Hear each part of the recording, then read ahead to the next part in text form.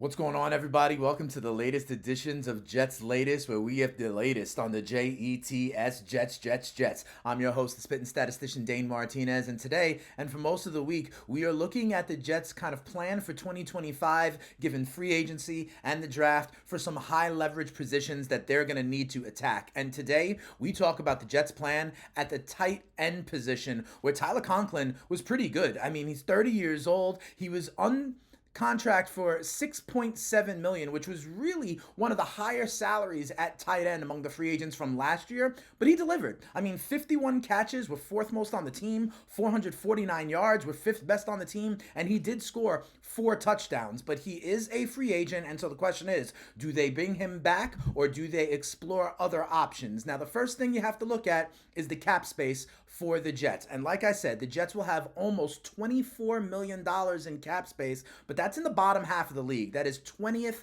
in the NFL overall. Not even close to some of the top teams. The rival Patriots have 128 million, Vegas Raiders with almost 100 million, Washington, Chicago, Arizona, all with over $75 million in cap space. But the 24 million the Jets have, not as bad as some other teams. I mean, the Falcons, the Seahawks, the Bills, the Browns, and the Saints are actually over the cap. So the Jets may need to try to save some money in some ways, but it's not as bad as some other teams. Like I said, Conklin was good, was one of the kind of primary options in the passing game for Aaron Rodgers and the Jets. One of the questions I have is, would they go ahead and kind of turn the keys over to the car to Jeremy Ruckert. Jeremy Ruckert was a third down draft pick out of Ohio State a couple of years ago, and he has had limited duty. He'd be going into his 4th year, but I don't know. He had only 18 catches last year, only about 100 yards, did not get into the end zone, and it doesn't look like the Jets are ready to have Ruckert be the starting tight end. So the question is, are any of the free agents out there a better option than Conklin? Let's look at some of these free agent options. I think at the top is Mike Gesicki out of Cincinnati. He had 65 catches, over 650 yards, only 29 years old, but I think the Bengals are going to try to prioritize keeping not only Gesicki, but all of their pass-catching options. Joe Burrow and the Cincinnati Bengals know that having Chase and Higgins and Gesicki for that league-leading passing game is a priority. Burrow has even said he's going to rework his contract to make room for some core pieces. I think that includes Gesicki. Another interesting tight end would be Juwan Johnson. Juwan Johnson caught 50 balls, had about 550 yards receiving. He scored 3 touchdowns with the Saints. He is only 28 years old, but there are rumors connecting him to the Denver Broncos, which makes sense because the Broncos head coach Sean Payton was in New Orleans, and they're trying to bring some of that band back together in Denver. Another intriguing free agent option is Zach Ertz. Zach Ertz had a good season. I mean, 66 catches. He had 7 touchdowns, 650 yards in the passing game. Was also really important for Washington in their playoff run when they went all the way to the NFC Championship game. Here's the issue with Ertz. I think that because Ertz had a good year, his base salary last year was only $3 million.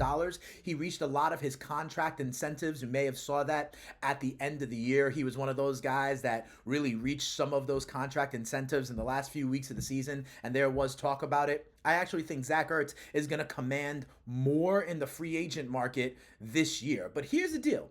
There are some veteran tight ends that can still be moderately productive that could be a fit. Here are 2. One is Gerald Everett. He's a 31-year-old, was with the Bears last season, only had 8 catches, only 36 yards, but he was behind Cole Kmet.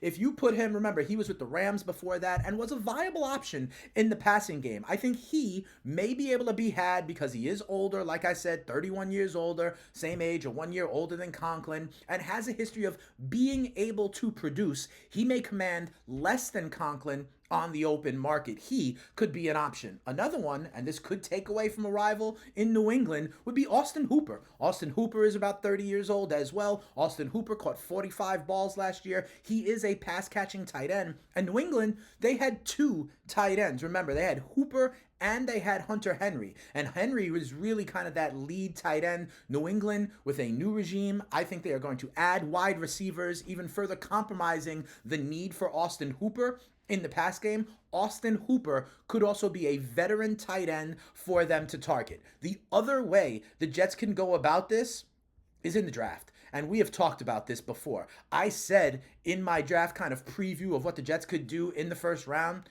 the name Tyler Warren comes up, okay? He is that stud tight end out of Penn State that is going to be the number one tight end off the board. People view him almost like Brock Bowers. And remember, the Jets, some people mocked Brock Bowers too last year. So tight end has kind of been a need position. Unfortunately, though, I don't think the Jets are going to go tight end in the first round, especially at number 7. If they trade down, that could be a different story, but I don't think they're going to use that draft capital at the tight end position. I've told you in previous episodes of Jets Latest, I actually think they're going to go offensive tackle with Will Campbell out of LSU if they stay at 7. If they trade down, you never know. But here's the thing. The Jets also have a second-round pick. I believe it's number 42 overall. They have a third-round pick late in the third round. That's actually, I think, Detroit's in the early 90s. There could be some options there. I mean, Elijah Arroyo is a nice tight end out of Miami who could be there.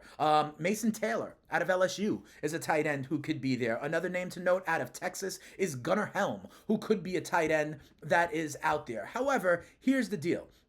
If they don't bring Conklin back, and they have Ruckert, who is a young emerging kid, would they really draft another young kid who they have to develop? I don't think so. I think a veteran tight end is going to be the move. And while some of these higher level ones like Gesicki and Ertz, I think will either be too rich for the Jets or not necessarily a fit for them, two names to watch in the tight end market in free agency are Gerald Everett, who played with the Bears and before that with the Rams, and Austin Hooper of the New England Patriots. These are guys I believe could be fits for the Jets and would not break the bank where they wouldn't have to spend as much money. I remember Tyler Conklin was about $6.5 to $7 million. I think these two tight ends can be had for a similar price or maybe even cheaper, saving the Jets some money so they can go ahead and address other needs in free agency or spend that money to bring back their own. That's a look at what the Jets' plan at tight end could be for 2025. They also could negotiate and bring Conklin back. He was, like I said, the fourth option in the receiving game behind Adams, behind Garrett Wilson, and behind Breece Hall. So maybe continuity is best at one Jets drive, but if not, look for Everett and Hooper to be options in the tight end. This is another episode of Jets Latest, where you get the latest on the Jets, Jets. Make sure to like, make sure to subscribe, and tell all your Jet fan friends, because we will give you everything you need and the latest on the Jets. Until next time, we'll see ya. Peace.